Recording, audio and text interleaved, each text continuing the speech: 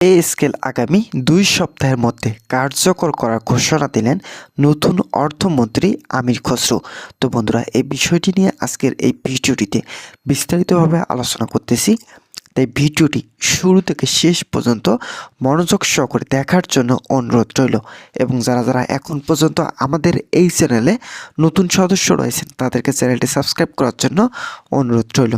তো বন্ধুরা, নতুন অর্থমন্ত্রী আমির খসরু আর জানিয়েছেন যে সরকার আগামী 2 সপ্তাহের মধ্যে দেশের সকল সরকারি কর্মচারীদের জন্য নতুন পে স্কেল কার্যকর করবে।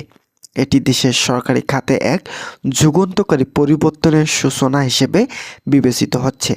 মন্ত্রী জানিয়েছেন, এই পদক্ষেপের মাধ্যমে সরকারের লক্ষ্য সরকারি কর্মচারীদের মধ্যে ন্যায্যতা প্রতিষ্ঠা করা, তাদের অবদানের যথাযথ স্বীকৃতি দেওয়া এবং সরকারি সেবা আরও কার্যকর ও গতিশীল করা। তিনি বলেন, সরকারি কর্মচারীরা আমাদের দেশে সেবা দিতে গিয়ে অনেক ত্যাগ স্বীকার করেন। তাদের কঠোর পরিশ্রম এবং অবদানের প্রতি যথাযথ সম্মান প্রদর্শন করা আমাদের দায়িত্ব। এই পে স্কেল শুধুমাত্র আর্থিক নয়, এটি কর্মচারীদের মানসিক প্রেরণায় বৃদ্ধি করবে। তো বন্ধুরা, অর্থ মন্ত্রণালয় জানিয়েছেন নতুন পে স্কেল সকল বিভাগের জন্য স্বয়ংক্রিয়ভাবে কার্যকর হবে। মন্ত্রণালয়ের ঊর্ধ্বতন কর্মকর্তারা ইতিমধ্যে বিভিন্ন বিভাগকে নির্দেশ দিয়েছেন যাতে তারা দ্রুত নতুন বেতন কাঠামোর হিসাব নিকাশ সম্পূর্ণ করতে পারেন। 2 সপ্তাহের মধ্যে প্রত্যেক সরকারি কর্মচারীর নতুন বেতন কাঠামো অনুযায়ী হিসাব হালনাগাদ করা হবে এবং তাদের মানসিক বেতন ও পুনর্নির্ধারণ হবে।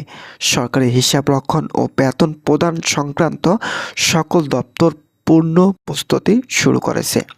এখন কর্মকর্তারা জানাচ্ছেন এটি দেশের সরকারি খাতে দীর্ঘদিনের একটি কাঠামোগত সংস্কারের অংশ।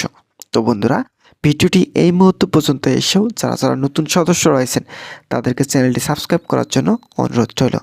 তো বন্ধুরা, বিশেষজ্ঞরা বলেছেন এই পদক্ষেপ কেবল সরকারি কর্মচারীদের আর্থিক পরিস্থিতি উন্নত করবে না, বরং তাদের মধ্যে আত্মবিশ্বাস এবং কাজের প্রতি মনোযোগ বৃদ্ধি পাবে।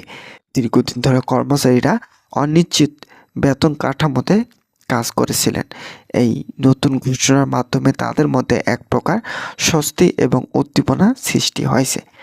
বিশেষজ্ঞরা আরও মনে করেছেন, সরকারি খাতের কর্মচারীরা যখন তাদের সঠিক অধিকার এবং সুবিধা পান তখন সেবা প্রদান আরও গতিশীল, দক্ষ এবং ফলপ্রসূ হয়।